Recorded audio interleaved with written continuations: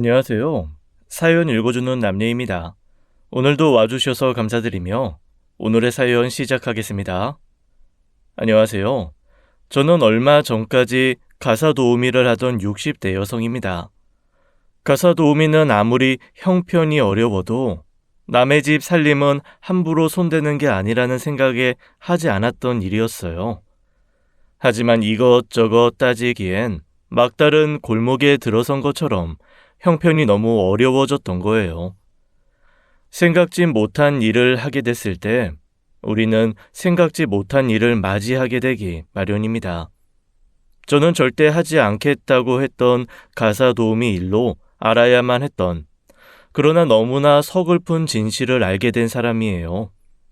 저는 일남일녀 두 아이의 엄마로 14년간의 짧은 결혼 생활을 끝내고 홀로 아이들을 키웠어요. 같은 회사 직원의 아내와 바람이 났고 저는 뒤도 돌아보지 않고 이혼을 택했습니다. 그 후 제 선택에 대한 후회를 몇 번 하긴 했었는데 그건 다 아이들 때문이었죠. 아이들은 예기치 못한 가정 환경 변화에 많이 힘들어했었어요. 그나마 아들은 제가 감당할 만했는데 첫째 딸이 문제였습니다. 평소 제 아버지와 그렇게 사이가 좋았던 것도 아니면서 아버지가 없다는 사실을 굉장히 힘들어했죠. 심지어 자기의 불행이 전부 제 탓이라고 원망한 적도 여러 번이었어요. 이게 다 엄마 때문이야.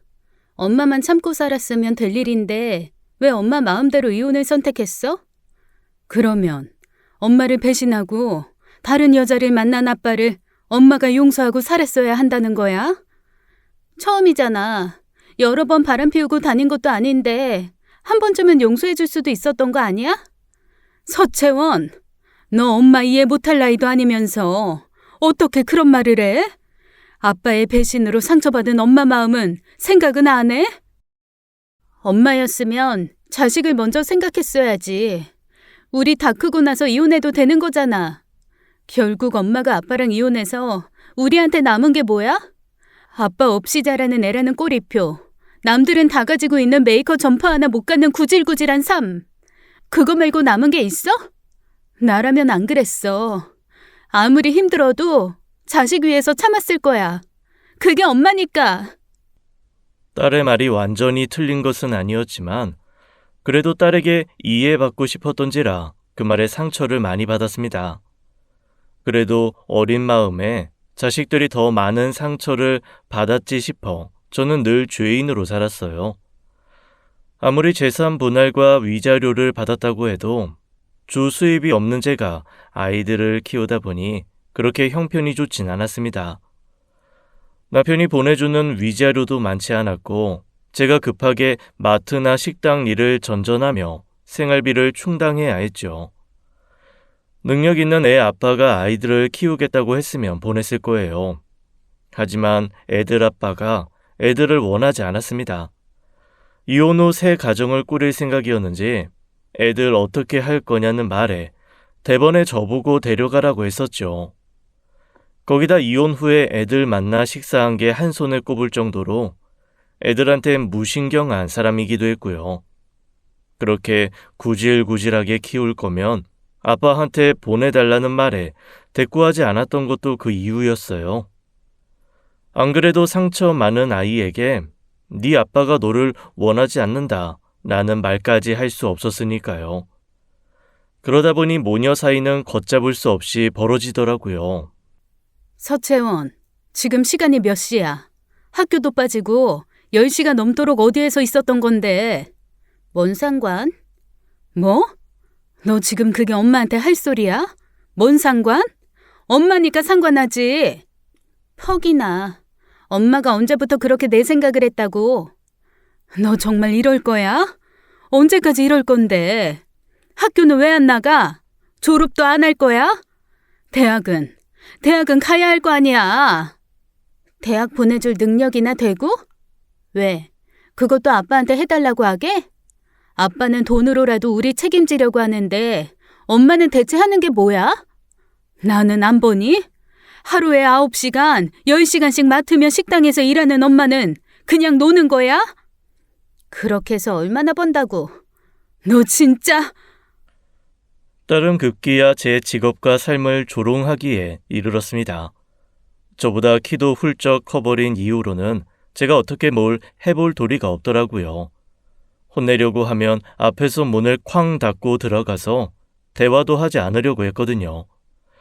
솔직히 남편이 바람 피워 속상해 흘린 눈물보다 딸 때문에 흘린 눈물이 훨씬 많았습니다. 오죽했으면 딸이 그렇게 엇나가는 걸 보고 아들도 그건 아니라는 생각에 사춘기가 없이 지나갔어요. 엄마, 괜찮아? 태민아, 엄마 괜찮아. 배고프니?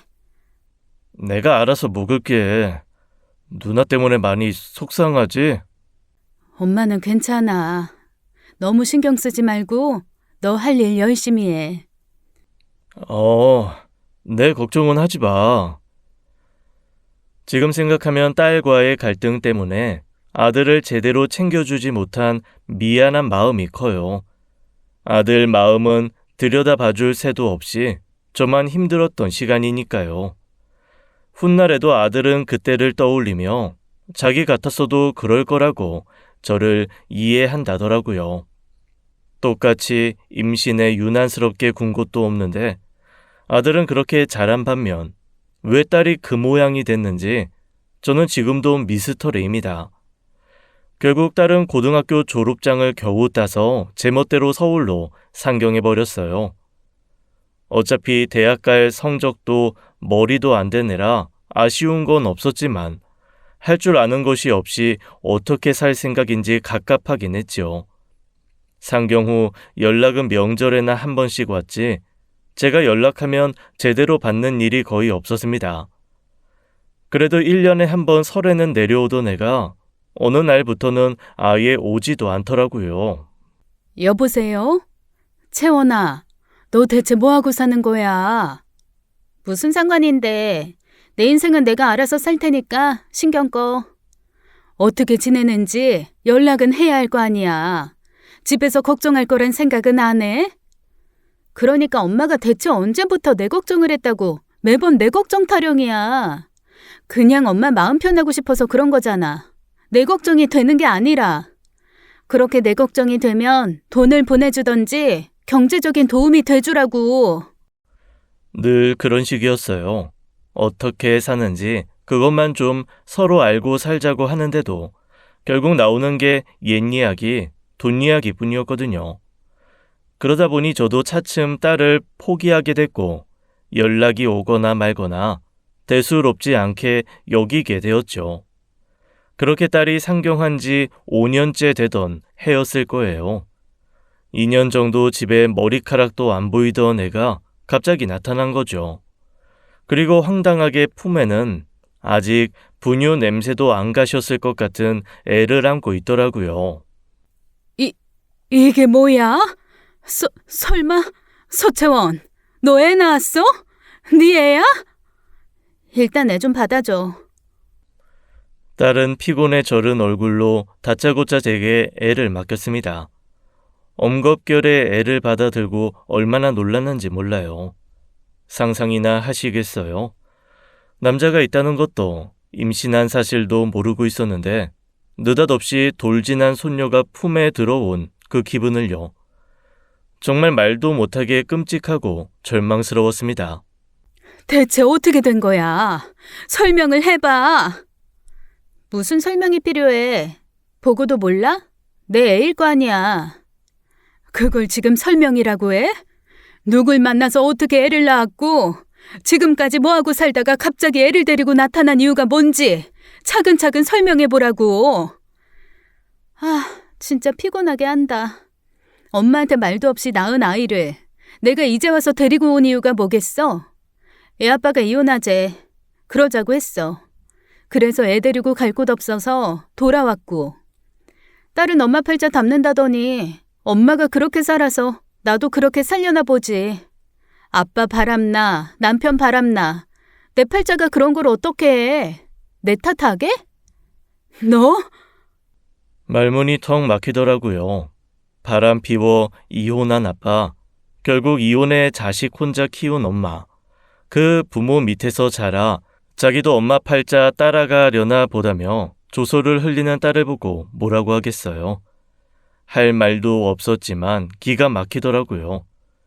손녀는 13개월 된 아이로 딸 어릴 적이 많이 생각나는 얼굴이었습니다.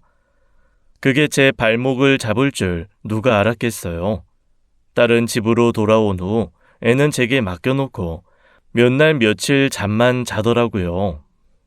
채원아, 그만 좀 일어나. 애는 안 볼 거야? 엄마 지금 출근해야 한다니까.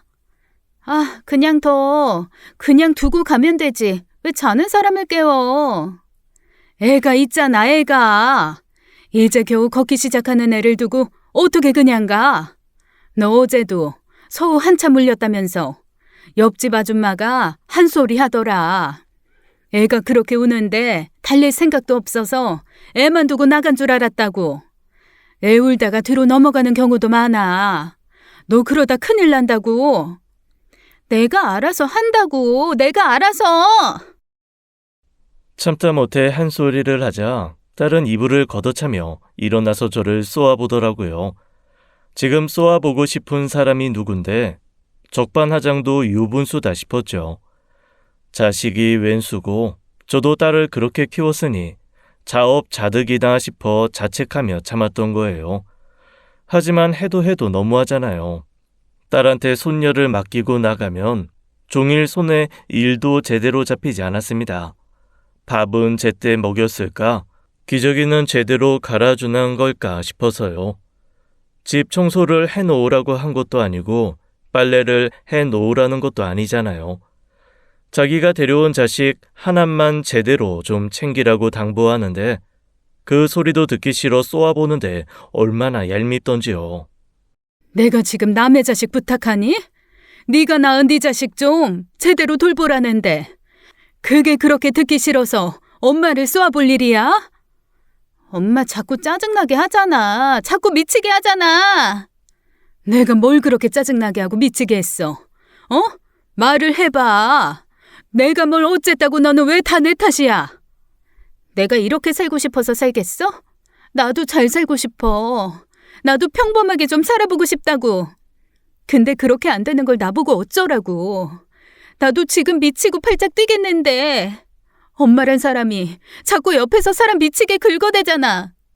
엄마는 내 심정 이해해보려고 하긴 했어? 내가 이혼해서 애만 데리고 들어올 때 어떤 심정인지 엄마는 알아주려고 노력은 해봤냐고. 나도 이 집에 들어오기 싫었어. 엄마한테 오기 싫었다고. 근데 어떡해. 갈 곳도 없고 능력도 없는 게 고작 하나 남은 곳이 여긴데. 딸은 그렇게 미친 듯이 쏘아붙이고 이불에 얼굴을 파묻고 펑펑 눈물을 쏟았습니다.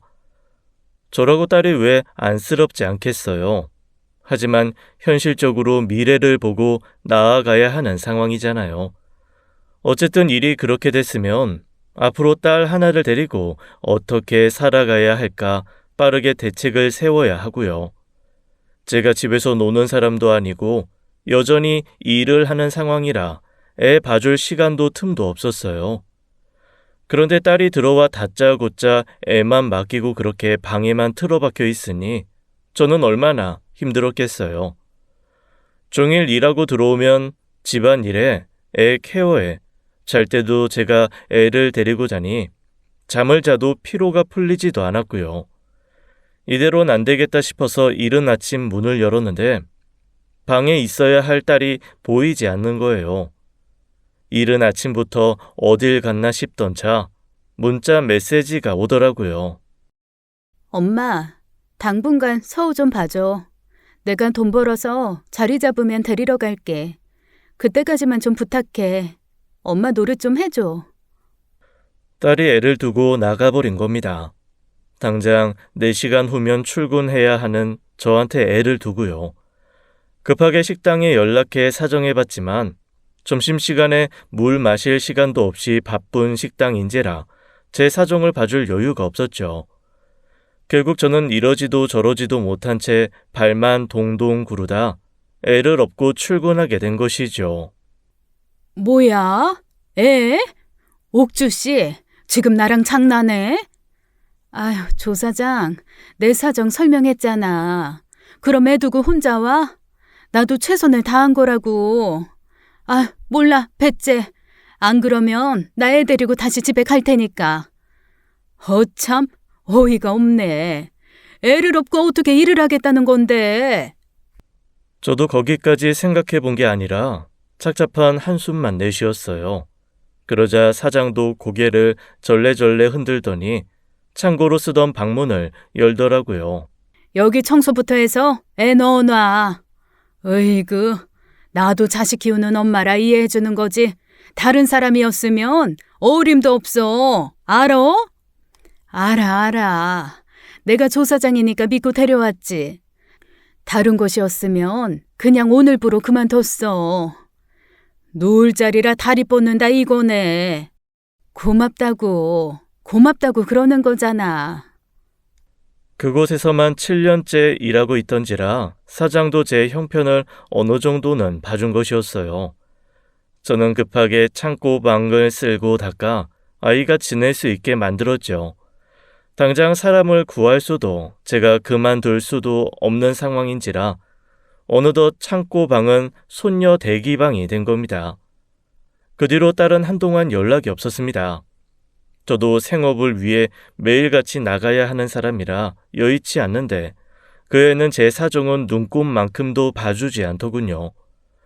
그러면서 한 번씩 계좌에 10만 원, 20만 원 정도 돈이 들어왔어요.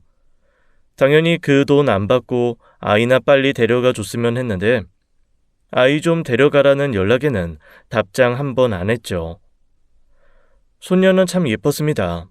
말을 하기 시작할 나이라 천천히 할미 하고 저를 인지하기 시작해서 예쁜 구석이 많았어요. 그래도 애를 키우며 일하는 게 너무 힘들어 딸에게 모진 소리도 많이 했었죠. 서우 얼른 데려가. 이번 달 안으로 안 데려가면 엄마도 서우 다른 데로 보내야 돼. 채원아, 너 매번 나한테 하던 소리가 뭐니? 엄마답게 엄마면 자식 인생 책임져야 한다고 하지 않았어? 그런데 넌 네 자식을 엄마한테 두고 이렇게 나몰라라 할 수 있는 거야? 서우가 많이 아파. 지난밤에 열이 39도까지 올라서 결국 응급실에 왔어. 얼른 와. 저는 마치 허공에 흩어지는 메시지를 수도 없이 보냈습니다. 애가 아프다는데도 연락이 없고 다른 곳에 보내버리겠다는 말에도 꿈쩍도 않던 딸이죠. 결국 그렇게 아이가 4살이 될 때까지 한 번도 찾아오지 않았어요. 그렇게 될 줄 알았으면 정이나 붙이지 말 걸 괜히 정을 붙여 어디 보내지도 못하고 꼼짝없이 제 차지가 된 거죠. 나의 쉰을 바라보며 늦둥이 엄마가 된 기분으로 정말 치열하게 살았습니다. 이혼은 애들 다 키워놓고 한 거라 사실 그때가 제 인생에 있어서 가장 최고 난이도였던 것 같아요. 그러던 어느 날이었습니다. 늦은 저녁 초인종이 울리더니 예기치 못한 방문자가 찾아온 거예요. 엄마, 나왔어. 태민아, 네가 이 시간엔 어쩐 일이야? 아휴, 술 냄새. 너 지금 술 마셨어? 술 마시고 운전하고 온 건 아니지? 그냥 이 앞에 호프집에서 오랜만에 민혁이 만나서 한잔하고 오는 길이야. 아까부터 왔단 말이야? 그럼 연락이나 좀 해놓지. 그래야 저녁을 준비할 텐데. 이미 술로 가득 차서 저녁 들어갈 배도 없답니다. 삼촌, 그때 방 안에서 놀던 손녀가 외삼촌 반갑다고 뛰어왔어요. 아들도 손녀를 예뻐했습니다. 애들을 좋아하기도 했지만 손녀가 애교가 참 많았거든요. 매번 올 때마다 손녀 좋아하는 간식을 사오더니 술에 취한 그 와중에도 애 간식을 사다 손에 쥐어주더라고요. 우리 서우, 외삼촌 기다렸어? 응, 외삼촌이 아니라 까까 기다린 것 같은데? 아니야. 외삼촌 기다렸다. 말은 그렇게 하면서도 손에 쥔 과자에 눈을 떼지 못하는 손녀를 보면서 아들은 씁쓸하게 웃더라고요. 표정을 보니 무슨 일이 있구나 싶었습니다. 애초에 연락도 없이 그 시간에 온 일도 처음이라 이상하다 싶긴 했었어요. 손녀를 씻기고 재운 후 거실에 나가보니 아들은 또 냉장고에 있던 술을 꺼내 마시고 있더라고요. 아유, 무슨 술을 그렇게 마셔. 아까도 적잖이 마신 것 같던데. 술 깨니까 괴로워서 그래. 뭐가 그렇게 괴로운데. 대체 무슨 일인데 그래? 술잔을 채우던 아들이 갑자기 흐느끼기 시작하는 거예요. 아이 때 이후로 아들이 우는 모습을 처음 본지라 가슴이 철렁 내려앉더군요. 무슨 일이냐고 물어도 아들은 계속 울기만 하더니 한참 울다가 진정하고선 그러더라고요. 혜진이가 결혼 안 하겠대. 어?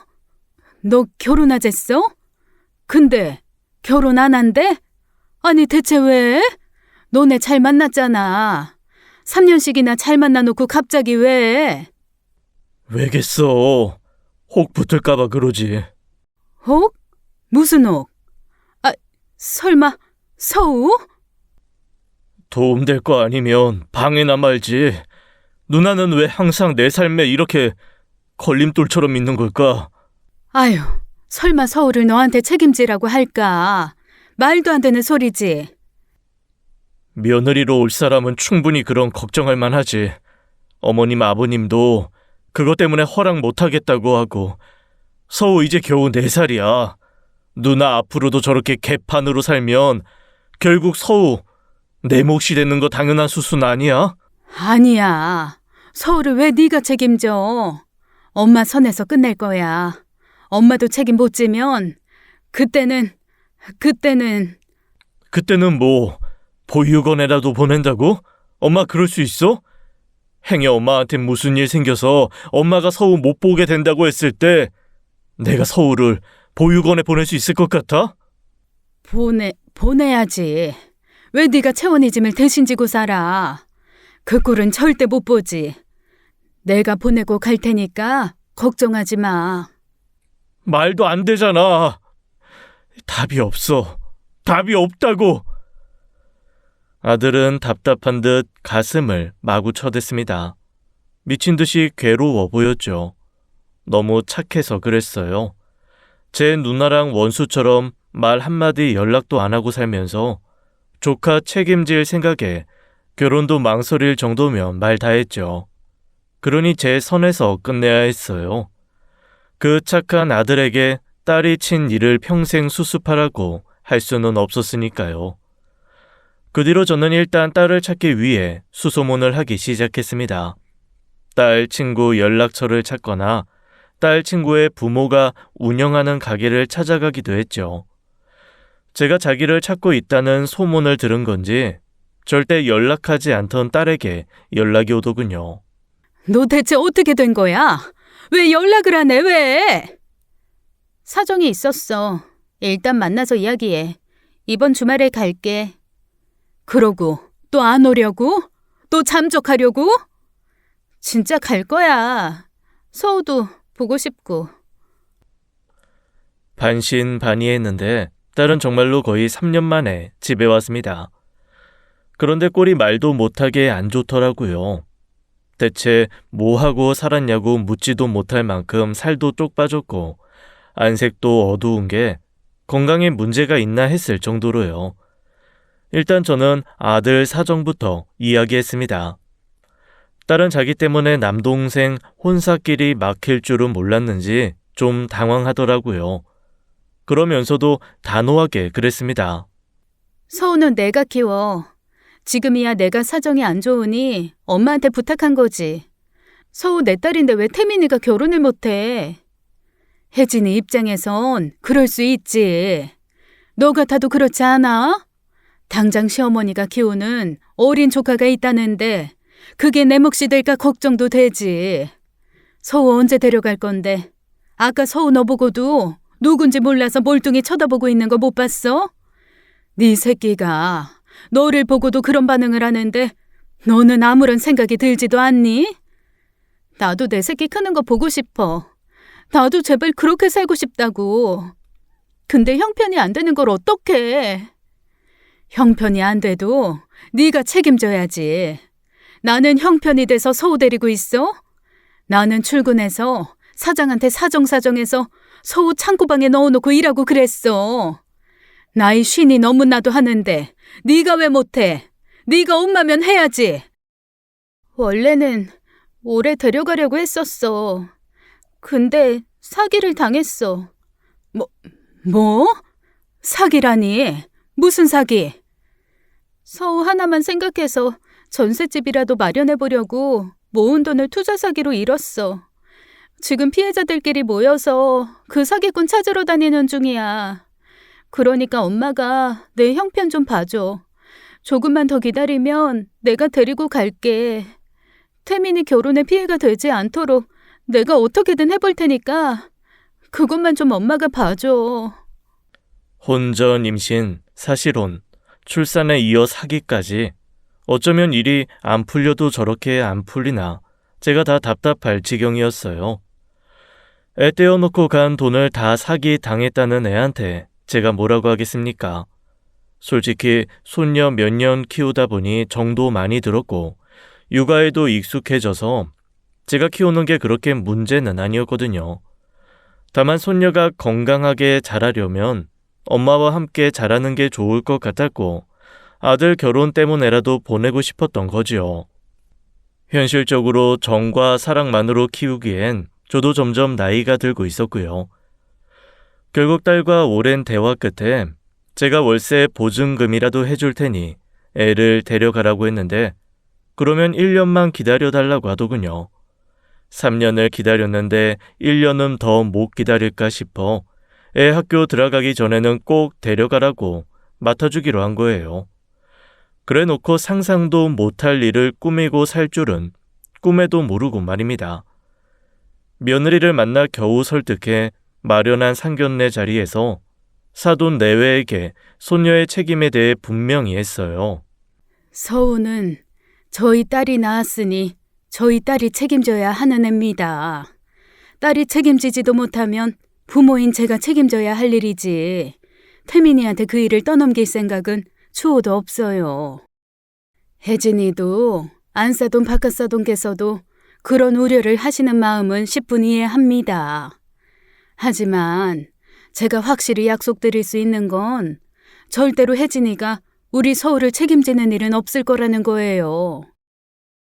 혜진이한테도 확실히 말했지만 이 점은 사돈 네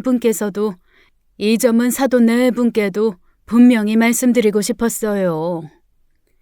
사돈 마음을 모르는 건 아니에요. 하지만 상황이라는 게 어떻게 될지 모르는 거잖아요. 사돈께서 이렇게 계속 건강하신다면야 서우 양 거취도 그렇게 걱정될 일은 아니지만 서우 엄마와도 연락이 잘 안 된다는데 행여 문제가 생겼을 때 어떻게 될지 장담할 수 없죠. 아니요. 만약 제가 아파서 서우를 제대로 돌볼 수 없는 상황이 되면 그땐 제가 어떻게든 애아빠를 찾아서 그 집에 보내든지 그도 아니면 제가 보육원에 맡길 겁니다. 아무리 손녀가 예쁘다지만 내 아들에게 짐 떠넘기듯 서우 맡길 생각은 절대 없어요. 사돈 내외 분들은 못 믿어하셨지만 별 수 없이 두 사람의 결혼을 허락했죠. 당장 아들 결혼시키기 위해서 한 빈말은 아니었어요. 진심으로 저는 그럴 생각이었으니까요. 아무리 힘들고 사정이 있어도 아들 내외에게 손녀를 맡기는 일은 없었습니다. 상황이 좋아지면 손녀를 데려가겠다던 딸은 수개월이 지나도록 연락이 없었고 아들 결혼식에도 나타나지 않았어요. 연락이 되지 않으니 도대체 뭘 하고 사는지도 알 수가 없었죠. 손녀가 커가는 게 눈에 보일수록 제 애만 탈 뿐이었습니다. 할머니, 근데 나는 왜 엄마가 없어? 엄마가 없긴 왜 없어. 엄마 있잖아, 서우. 그건 진짜 엄마가 아니라 가짜 엄마잖아. 뭐? 가짜 엄마, 진짜 엄마가 어딨어? 서우도 엄마 봤잖아. 서우 유치원에도 안 오고 전화도 안 하고 서우한테 사랑한다고 해주지도 않잖아. 그게 어떻게 진짜 엄마야? 그건 엄마가 바빠서 그래. 엄마가 사정이 있어서. 나는 사정 있는 엄마 싫어. 진짜 엄마 있었으면 좋겠어. 종윤이랑 도아처럼 엄마가 아이 예쁘다 해주는 엄마 있었으면 좋겠어. 손녀가 그런 말을 할 때마다 저는 할 말이 없었습니다. 뭐라고 둘러댈 수 있는 센스라도 있으면 좋겠는데 그때마다 말문이 턱턱 막히다 못해 숨이 막히는 것 같았어요. 제가 아무리 완벽한 할머니가 되어도 결국 손녀에게는 엄마가 필요했고 그럴 때마다 전 절망해야 했습니다. 안 그래도 제가 나이든 엄마 역할을 하며 아이에게 제대로 된 엄마 역할을 못한다는 생각에 부담도 많았거든요. 유치원 등하원을 시킬 때마다 엄마들을 만나면 도통 무슨 이야기를 하는지 모르겠더라고요. 요즘 애들은 뭘 그렇게 배우는 것도 많은지 제가 따라가기엔 너무 벅찼죠. 종윤이는 유치원 끝나고도 뭘 많이 하는 것 같던데 우리 서우도 같이 하면 좋겠다 싶어서요. 서우도요? 하면 좋기야 하죠. 안 그래도 서우가 유치원 말고 다니는 곳이 없다고 해서 좀 안타까웠는데 우리 종윤이는 유치원 끝나고 미술, 영어, 코딩, 가베, 수영 다니거든요. 매일 하는 건 아니고 요일별로 정해져 있어요. 서우 할머님께서는 뭐 관심 있는 거 있으세요? 아휴, 내가 나이가 있다 보니 좀 느려서 그게 다 무슨 수업인지 미술이나 영어는 좀 알겠는데 코 뭐라고요? 그러면 일단 수영이나 미술 정도만 먼저 보내보시는 게 어떨까요? 종윤이처럼 다 보내시기엔 좀 부담되실 것 같은데. 아유, 그렇죠. 뭐 그거 2개라도 애한테 도움이 되면야. 그럼 제가 학원 번호랑 주소 연락처로 드릴게요. 연락 한번 해보시고 방문해 보세요. 아유, 고마워요, 종윤 엄마. 정말 고마워요. 별거 아닌데요, 뭐. 제가 서우 사정 모르는 것도 아니고. 동정 이래도 애한테 마음 써주는 사람이 있어 살만했습니다. 하지만 학원을 보내기 시작하자 이야기가 달라지더라고요. 딸이 보내는 돈은 땅이 쩍쩍 갈라지기 직전에야 겨우 땅을 적실 정도라 애 학원비 하기엔 턱없이 부족했습니다. 저 혼자면 식당 일로도 충분할 텐데 손녀 교육 욕심이 생기다 보니 뭐라도 더 해야겠더라고요. 일 때문에 고민하고 있는데 제 사정을 잘 아는 친구가 그러는 거예요. 얘 옥주야, 그러지 말고 너 가사 도우미 한번 해볼래? 가사 도우미? 아유, 됐어. 나 도우미는 안 한다고 했잖아. 너는 꼭 도우미 얘기만 나오면 손살에 치더라. 가사 도우미가 어때서? 내가 안 그래도 사람 하나 소개시켜달라고 부탁을 받았는데 네 생각나서 그래. 그냥 가사 도우미도 아니고 애도 같이 봐주는 육아 도우미. 그러니 월급도 얼마나 세게. 너 여기서 일하는 거 2배는 벌걸? 뭐? 2배씩이나? 집안일도 해주고 애도 봐주는데 당연한 거 아니야? 집안일이야. 너 손끝 야무지고 집 깨끗하게 잘해놓고 사니 평소 하던 대로 하면 되는 거고 육아 도우미도 네가 딱이지. 얼마 전까지만 해도 돌대네 키워서 유치원 보냈잖아. 그래도 좀 사는 집이라 월급으로 야박하게 굴 일도 없고 사정 들어보니까 애 엄마가 우울증이 와서 도움이 좀 필요하다더라. 애 아빠가 의사, 평판도 좋대. 친구는 특별히 제게만 이야기해준다는 듯 은밀하게 제안했죠. 하지만 선뜻 내키지는 않았어요. 저는 가사 도우미 일에 약간의 편견을 가지고 있었거든요. 남의 집 살림살이라 함부로 손대는 게 부담스러웠는데 그건 제 어머니 역량이기도 했습니다. 어렸을 때 저희 어머니께서 가사 도우미를 했었거든요. 요즘에야 가사 도우미라고 하지 식모라고 부르며 하대받는 직업이었어요. 그러다 보니 친구들 사이에서도 은근한 놀림도 받았고요. 문제는 그 일 때문에 어머니께서 큰 곤욕을 치렀다는 것이었습니다. 그 집에서 금반지 하나가 사라졌는데 그걸 제 어머니한테 뒤집어 씌운 거예요. 결국 가져가지도 않은 금반지 값을 물어주고 평판은 평판대로 안 좋아져서 어머니께서 마음고생이 심하셨죠. 그 후 어머니께서는 자식들을 앉혀놓고 누누이 말씀하시곤 했어요. 절대 남의 집 살림에 손대는 일은 하지 말라고요. 그 역량으로 아무리 예전과는 달라졌다지만 선뜻 그 일을 하기가 겁나더라고요. 하지만 2배 가까운 벌이는 그런 트라우마조차도 이겨내게 했죠. 일단 가서 만나서 이야기나 해보라는 친구의 성화에 그 집에 가게 된 겁니다. 말씀 많이 들었어요. 어린 소녀 키우시면서 육아에도 능하시다고. 아유, 뭐 능한 건 아니고 그냥 잘 키웠어요. 워낙에 애를 좋아하기도 해서. 많은 거 안 바래요. 제가 지금 몸이 좀 안 좋아서 저 대신 아이 봐주시면서 집안일 해주실 분 찾고 있거든요. 위생처럼 제가 특별히 주의해달라고 하시는 부분만 잘 지켜주시면 전 뭐든 괜찮을 것 같아요. 제가 좀 급해서. 어디가 많이 안 좋으세요? 네, 제가 몸도 마음도 아이를 보고 살림하기엔 부족한 점이 많아서요. 쉴 틈이 필요한데 저도 지금 친정 부모님 도움받을 처지는 아니라서 부득이하게 도우미를 생각하게 된 거예요. 솔직히 말하면 나도 이 일은 처음 해보는 거라 내 집 청소하듯 내 손녀 돌보듯 그렇게는 할 수 있어요. 다만 집안에 귀중품 같은 거 있으면 알아서 좀 잘 챙겨줘요. 괜히 의심받기가 싫어서. 그런 문제라면 걱정 안 하셔도 돼요. 귀중품은 원래 금고에 보관하고 있거든요. 그리고 저 아주머니 의심 안 해요. 사모는 너그럽고 유순한 사람이었습니다. 제게 특별한 경력이 있는 것도 아니었는데도 절 좋게 봐주더라고요. 게다가 일단 뭐든 좀 도와달라는 그 간절한 눈빛에 넘어간 거예요. 직접적으로 산후 우울증 이야기는 하지 않았지만 지내다 보니 큰일 날 뻔했구나 싶더라고요.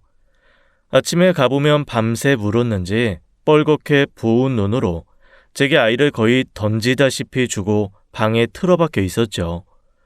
제 손녀도 엄마에게 방치된 채 제가 맡아 키웠으니 그 아이나 제 손녀나 비슷한 처지였습니다. 그래서 더 마음이 갔고 제 손녀 돌보듯 돌보면서 아이 엄마 마음도 어루만져 주었어요. 하람엄마! 하람엄마! 잠깐 문 좀 열어도 돼요? 무슨 일이세요? 미안한데 부탁 하나만 들어줄래요? 잠깐 나와서 내 옆에 좀 앉아 있어줘요. 앉아 있어 달라고요? 사모는 제 말에 의아하다는 듯한 표정을 지으면서도 제 뜻대로 따라와 주었습니다. 저는 아이 밥 먹일 때 사모를 옆에 앉아있게 했어요. 오랜 산후 우울증에도 수개월 동안 모유를 먹인 엄마라면 노령 여야에 따라 금방 좋아질 수 있을 것 같았거든요. 그래서 아이 이유식 먹는 걸 지켜보기만 함으로써 육아에 함께 참여하고 있다는 기분이 들게 하고 훗날 생길지도 모르는 죄책감을 덜게 해주고 싶었죠. 별거 아니고 그냥 옆에서 지켜보기만 해요. 얼마나 예뻐. 이렇게 이유식 앉아서 떠먹여주는 밥 먹을 시기는 또 얼마나 짧은데. 아, 그렇죠. 제가 할까요? 아유, 됐다니까. 일하러 와서 하람엄마한테 아이 맡기겠어요? 그냥 지켜보기만 하라고. 눈에 넣어도 안 아픈 예쁜 아들. 마음껏 눈에 넣다가 다 먹으면 그때 들어가서 좀 자요. 아, 네. 때론 별일 아닌 게 사람을 살리기도 하잖아요. 이게 통할까 싶었는데 사모는 그 후로 조금씩 웃기도 하고 마음에 여유가 생긴 사람처럼 표정이 좋아졌습니다. 그러자 제가 시키지도 않았는데 제가 집안일을 할 때 업고 있던 애를 데려가 보기도 하고 혼자서 제잘제잘 아이에게 말을 잘 거는 등 상태가 많이 좋아지더라고요. 저도 일이 할 만하다 보니 식당 일보다 잘 맞는 일이다 싶어 좋았고요. 그야말로 누이 좋고 매부 좋은 결과가 나온 거예요. 그렇게 2달 정도 일을 했을 거예요. 어느 날 상태가 많이 호전된 사모가 저를 불러다 앉히더라고요. 상태가 좋아져서 이제 저는 필요 없어졌나 싶어 마음 졸이며 사모의 맞은편에 앉았죠. 그런데 사모가 흰 봉투를 내밀면서 그러는 거예요. 아주머니, 감사해요. 이건 이번 달 보너스로 따로 챙겨 놓은 거예요. 보너스요? 아니 왜? 감사해서요. 저 아주머니 오시고 나서 몸도 마음도 정말 많이 좋아졌거든요. 한동안 친구들 만나는 것도 힘들었는데 최근에 친구들도 만나고 다들 얼굴 좋아졌단 소리 많이 해요. 하람아빠도 감사하다고 꼭 좀 전해달라고 하더라고요. 아유, 내가 해야 할 일을 했을 뿐인데. 그 이상을 해주신 거죠. 저랑 하람이 위해서 얼마나 많은 마음을 써주셨는지 저 잘 알아요. 그렇게 알아주고 마음 표현해주니 고맙죠. 고마워요, 하람 엄마. 오늘 점심은 하람 엄마 좋아하는 콩국수 해줄까요? 그럼 너무 감사하죠. 그 전에 혹시 아주머니처럼 일해주시는 다른 분은 없을까요? 다른 아주머니요? 아니 그게 아니라 제 조리원 동기 중에 아주머니처럼 집안일 해주고 애도 봐주는 아주머니 구하는 사람이 있어서요. 얼마 전에 만나서 얘기를 했는데 제 이야기를 듣더니 너무 부러워하면서 자기도 좀 소개해주면 안 되냐고 그러더라고요. 글쎄요. 내가 사실 어디 업체에서 나온 것도 아니고 나도 지인한테 건너 소개받아서 온 거라. 주변에 이런 일 하는 사람도 없고. 그래요? 아쉽네요. 신경 쓰지 마세요. 그렇다고 전 아주머니 양보할 생각은 없어서 그냥 알아보겠다고만 했어요. 그래도 하겠다고 하시는 분 있으면 보수는 확실하니 한번 알아봐 주세요. 남편분이 외식업 CEO라서 가지고 있는 매장도 많고 사업가로 잘 나가시는 분이라 돈도 많거든요. 그래요? 마땅한 사람이 있으면 참 좋겠네. 내가 한번 알아는 볼게요. 우리 사모 같은 사람이면야 주변의 일을 그만두게 하고서라도 권하고 싶더라고요. 하지만 어떤 사람인지 알기도 힘들고 돈을 그만큼 주면 그만한 일이 따른다는 걸 잘 알았기에 그냥 둘러댔습니다. 어차피 충분한 돈으로 삶을 고용하는 일이라면 그쪽은 얼마든지 금방 사람을 구할 거라고 생각하기도 했고요. 그런데 며칠 후 정말 상상하지도 못할 기가 막힌 일이 벌어진 거예요. 그날은 손녀 유치원 상담이 있어 늦은 출근을 한 날이었습니다. 사모가 부탁한 장을 보고 들어왔더니 손님이 와 있더라고요. 급하게 뭐라도 대접해야겠다며 바쁘게 부엌으로 들어가던 중 저는 거실에 앉아 있던 손님과 눈이 마주쳤어요. 스치듯 한번 보고 들어가려다 순간 뭘 잘못 봤나 싶어 다시 고개를 돌렸는데 세상에 거기 딸이 앉아 있는 겁니다. 오셨어요?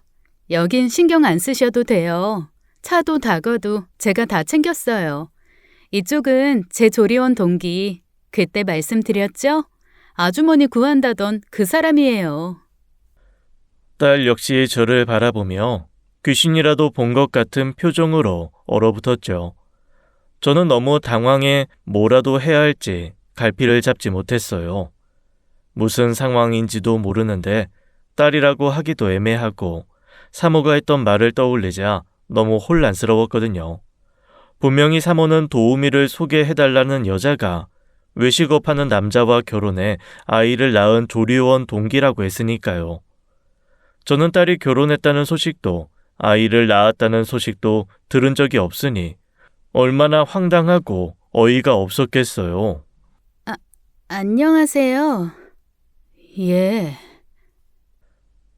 저희는 어설프고 어색한 인사를 한 후 빠르게 제자리로 갔습니다. 보조 주방으로 들어가 세차게 뛰는 심장에 오바이트가 나올 지경이었죠. 세상에 이게 대체 어떻게 돌아가는 일인가 했어요. 그 자리에서는 뭐라고 따지지도 못하고 일단 묵묵히 제 할 일을 했죠. 머자나 집에 가보겠다는 소식에 사모 앞에서 적당히 장단만 맞추고 빤히 바라보았죠. 곧 연락하겠다. 반드시 연락받아야 할 거란 무언의 메시지를 보내면서요. 하지만 제가 연락할 필요도 없었습니다. 딸은 그날 저녁 부르지도 않았는데 집으로 찾아왔거든요. 너 뭐니? 너 대체 어떻게 된 거야? 황당에 다그친 소리에 딸은 갑자기 다짜고짜 무릎부터 꿇더군요. 제 뒤에서 손녀가 그런 딸을 어색하게 바라보고 있었고요. 엄마, 나 한 번만 봐줘. 사정이 있었어. 대체 무슨 사정? 무슨 사정이 있으면 나한테 말도 없이 결혼도 하고 애를 낳아. 너 진짜 미친 거 아니니? 서우는 어쩌고 또 애를 낳아. 그러니까 사정이 있었다고. 어쩌다 보니 좋은 사람 만나게 됐어. 내 어려운 사정 다 이해해주고 나 좋다는 능력 있는 남자. 그 남자 만나서 입어보지도 못한 드레스도 입고 운동장 같은 집에서 살게 됐는데 서우 존재 들키면 그 모든 일이 물거품이 될까봐 두려워서 그랬어. 어쩔 수 없었어. 정말로. 뭐라고? 기가 막혀서. 그리고 드레스라니. 결혼식도 올렸다는 거야? 나한테 말도 없이? 그 집에 뭐 구하라고 했어? 그게... 뭔데? 대체 무슨 짓을 꾸며서 한 짓인데? 당장 얘기하지 않으면 나 네 조리원 동기라던 내 사모한테 가서 다 물어볼 거다. 안 돼! 엄마가 그럴까봐 찾아온 거잖아. 그냥 내 삶을 살고 싶었어. 능력 좋은 남자의 평범한 시댁. 근데 나는 내세울 게 하나도 없어서 그냥 평범한 가정이라도 갖고 싶어서 사람을 썼어. 외국에 사는 부모라고 속이고 모은 돈으로 친인척 사서 결혼식 올렸어. 아휴, 서채원. 너 지금 무슨 말을... 미안해, 엄마. 근데 나도 평범한 삶을 좀 살고 싶었어. 이혼 가정에서 찢어지게 가난한 집에서 살아서 대학도 못 나오고 어린 나이에 사고 쳐서 낳은 딸 아등바등 책임지고 사는 삶 싫었다고. 너 지금 그걸 말이라고 해? 이혼 가정에서 자라도 멀쩡하게 잘 사는 사람 많아. 그리고 뭐가 찢어지게 가난해. 집 있었고 내가 너 수학여행을 안 보내줬어. 급식비를 안 줬어. 차고 넘치게 키운 건 아니어도 때 되면 새 옷 입히고 필요하면 학원도 다 보내줄 수 있었어. 너가 싫어서 학원 안 다니고 대학도 안 갔으면서 그게 다 형편 탓이었다 그런 말 하고 싶은 거야? 엄마가 내 기분을 알아? 부모는 이혼해서 엄마는 자존심에 그나마 능력 있는 아빠한테 보내주지도 않고 돈도 없으면서 맨날 아껴 살라고만 닥달하고 남들 노스페이스 점퍼로 겨울날 때 나 혼자 보세 점퍼로 겨울나는 게 얼마나 쪽팔린 일인 줄 아냐고. 일반화 하지 마. 그때 너네 학교 앞에만 가도 브랜드 아닌 애들 수두룩이었어. 태민이는 뭐 사줬다든? 태민이는 똑같은 이혼한 엄마 밑에서 자랐는데도 저렇게 멀쩡한데 왜 너만 유난이야? 왜 너만 이렇게 말 같지도 않은 일로 사람을 속을 뒤집어 놔? 태민이랑 비교 좀 그만해. 태민이는 태민이고 나는 나지. 나 이제야 좀 행복해졌어. 능력이 있는 데다가 나만 바라봐주는 남편 똑 닮은 아들, 힘들면 가정부도 고용해주겠다고 할 정도로 넉넉한 형편. 그러니까 제발 나 좀 봐줘. 나 엄마 자식이잖아. 딸이잖아. 엄마가 어렸을 때 나 힘들게 했으면 이 정도는 해줄 수 있잖아. 딸은 울부짖으며 제게 막무가내로 그런 요구를 했어요. 동정심이나 연민 같은 건 들지 않았습니다. 그저 기가 막힐 뿐이었어요. 세상에 어쩌면 그렇게 이기적인지 저게 과연 내가 배 아파 낳은 딸이 맞나 싶더라고요. 이혼한 가정에서 자라게 했다는 이유로 제가 이런 수모까지 당해야 했을까요? 멀쩡히 살아있는 엄마도 숨겨놓고 사람을 써서 결혼하다니요. 자기가 낳은 딸은 저한테 내던지듯 맡겨놓고 어쩜 그렇게 미안한 기색도 없이 당당하게 그런 요구를 합니까? 제가 자식을 잘못 키워도 한참 잘못 키웠던 거죠. 제가 더 화가 났던 건 그렇게 찾아와 손녀 이름 한번 안 부르는 겁니다. 제대로 된 감정적 교류를 한 적이 없어 남보듯 바라보고 있는 자기 딸을 보고도요. 제가 대꾸도 하지 않고 방으로 들어가자 거실에 있는 딸에게 인사도 없이 갔더라고요. 아이가 벌써 7살이었어요. 어리다지만 알 건 어느 정도 아는 나이였는데 제 엄마가 자기를 보고도 본체 만체 했으니 얼마나 상처였겠습니까? 가짜 엄마라며 사랑한다는 말을 해줬으면 좋겠다. 그런 바람을 가진 애한테요. 그 뒤로 머리가 얼마나 복잡했는지 모릅니다.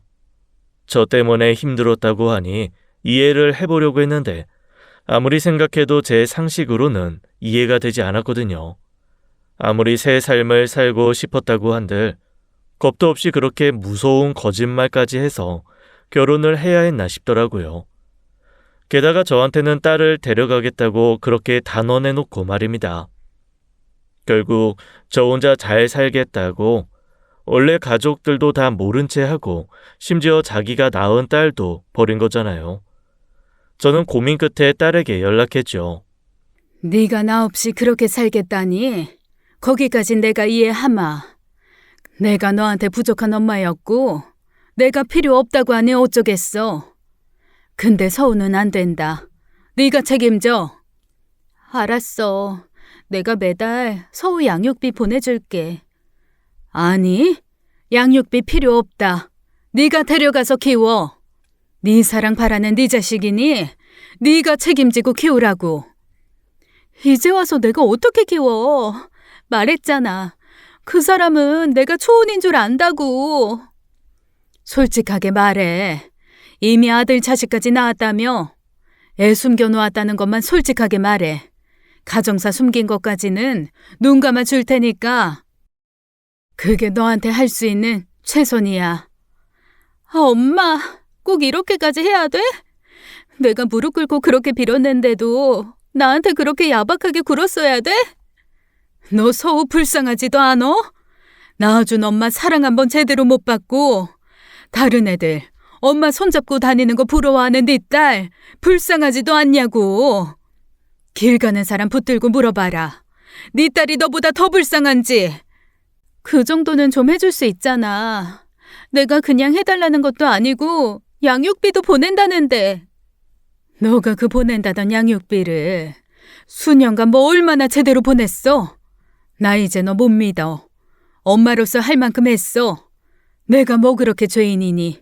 너 키우면서 내가 최선을 다하지 않은 적이 없는데 나는 너 형편껏 최선을 다해서 키웠다. 그러면 된 거지. 내가 너한테 얼마나 더 죄인으로 살아야 하는데.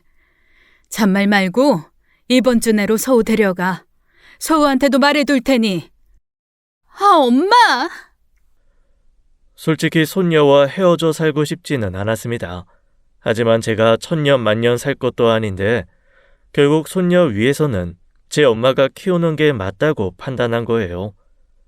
문제는 손녀였어요. 손녀에게 엄마와 함께 살 거란 이야기를 하자 울음보가 터진 겁니다. 싫어. 엄마랑 안 살 거야. 서우, 엄마랑 살고 싶다고 했잖아. 근데 왜? 엄마 아니야. 엄마는 나 싫어해. 나 싫어하는 엄마랑 같이 살기 싫어. 그런 거 아니야. 엄마가 일이 있어서, 사정이 있어서 그런 거야. 아니야. 나 엄마랑 살기 싫어. 할머니랑 살 거야. 제 엄마랑 살기 싫다고 어찌나 우는지 그거 달래느라 새벽에서야 겨우 잠이 든 거예요. 딸이 자기 자식한테 정 안 붙이고 저한테만 맡겨둔 게 다 이러려고 그랬나 싶을 정도로 힘들더라고요. 하지만 냉정하게 한 번은 거쳐야 하는 일이라고 생각해 어떻게든 손녀를 딸에게 보낼 생각이었습니다. 그런데 딸은 통보한 일주일이 지나도 연락도 하지 않고 손녀를 데려가지도 않더라고요. 결국 저는 최후의 수단을 써야 했죠. 근데 그때 말한 그 조리원 동기분 말이에요. 그분 집 좀 알 수 있을까요? 어머, 왜요? 아주머니 구하셨어요? 네, 가보고 싶다는 사람이 있어서. 착실하고 좋은 사람이에요. 손끝이 야무져서 청소를 특히 잘하기도 하고. 어머, 잘 됐네. 그럼 알려줄게요. 은찬 엄마한테 연락해야겠네.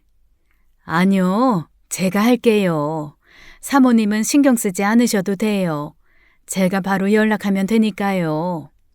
어머, 그러실래요? 사모는 별 생각 없이 제게 딸의 집 주소를 알려주었습니다. 사모가 알려준 주소로 찾아간 집은 생각보다 훨씬 더 좋은 집이었어요. 저희 지역에서 가장 최근에 지어진 신축 브랜드 아파트였죠. 보안 때문에 함부로 들어가지도 못하더라고요. 운 좋게 입주민이 들어가는 사이 함께 들어가게 되었는데 엘리베이터도 같은 층이라 그 사람이 절 수상하게 보더군요. 어떻게 오셨어요? 701호분 어머님이신가? 아니요, 저는 702호 가는 거예요. 702호면 저희 집인데 저희 집에 무슨 일로 가시는 거예요? 혹시 도우미 아주머니 분이세요? 안 그래도 와이프가 말하던데. 아니요, 그건 아니고 그 집 사모님한테 볼 일이 있어서 가는 거예요. 무슨 일로? 남자가 이야기를 끝내기도 전에 엘리베이터가 도착했습니다.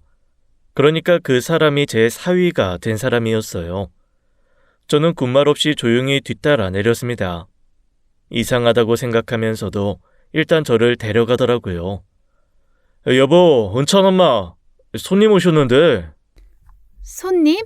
누군데요? 당신 만나러 오셨다는데? 나를요? 누구? 약속된 날짜에 연락도 없고 찾아오지도 않아서 내가 왔다. 누구셔? 아주머니셔. 할아엄마가 소개해 주신. 그렇지.